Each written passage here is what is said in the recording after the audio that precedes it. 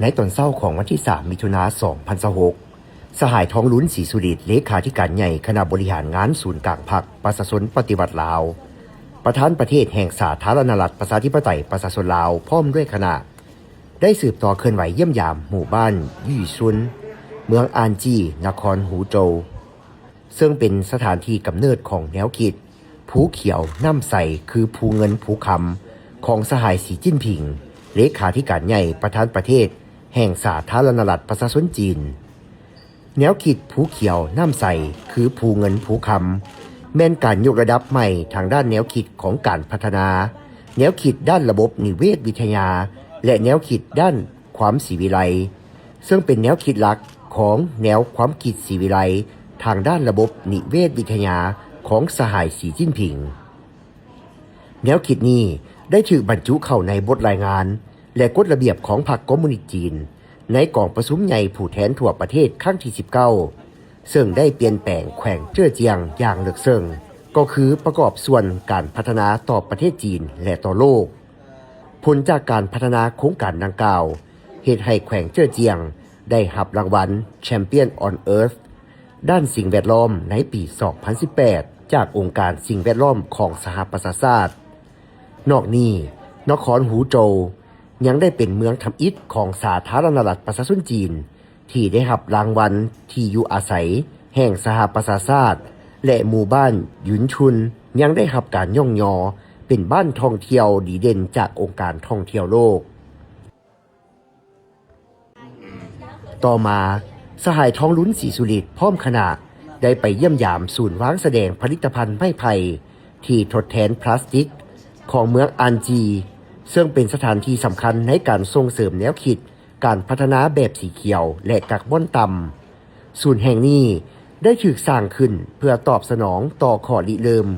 การนำไส้ไม้ไผ่แทนพลาสติกขององค์การสหประชาชาติและรัฐบาลจีนโดยมีจุดประสงค์เพื่อแสดงให้เห็นถึงท่าแห้งอันมหาศาลของอุตสาหกรรมไม้ไผ่ในการแก้ไขปัญหาสิ่งแวดล้อมและการลดผ่อนมลพิษจากพลาสติกในตอนบ่ายสหายเลขาธิการใหญ่ประธานประเทศแห่งสาธารณรัฐประชาธิปไตยประชาชนลาวพร้อมด้วยคณะได้เยี่ยมยามกลุ่มหมู่บ้านโฮมสเตย์เฉียวหยินป้านยื่อชุนซึ่งเป็นหมู่บ้านตัวแบบในการหันเอาเฮือนประชาชนมาเป็นสถานที่ท่องเที่ยวและพักผ่อนครบวงจรหมู่บ้านดังกล่าวตั้งอยู่ในเขตพักผ่อนท่องเที่ยวระดับชาติหลิงเฟิงเมืองอานจีมีเนื้อที่ทั้งหมด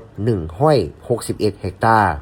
ซึ่งได้พัฒนาโดยอิงใส่องค์ประกอบด้านเศรษฐกิจการพักผ่อนเช่นการกินการพักเช้าการท่องเที่ยว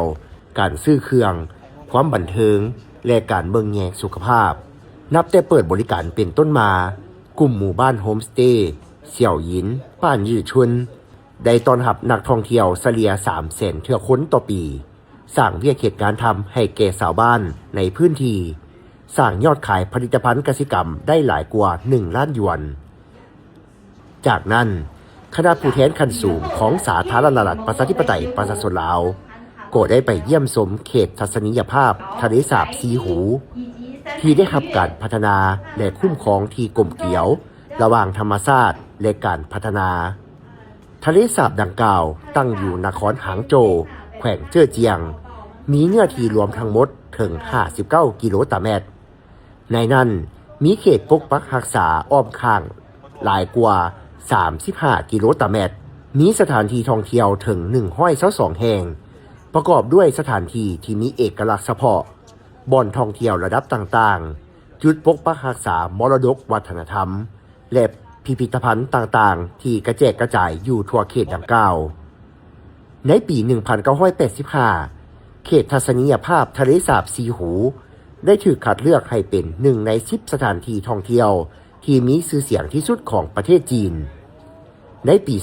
2007 ได้ถูกจัดอันดับให้เป็นสถานที่ท่องเที่ยวระดับ 5A ของชาติ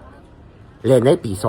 2011 ก็ได้ถูกบรรจุเข้าในบัญชีรายชื่อมรดกโลกอย่างเป็นทางการ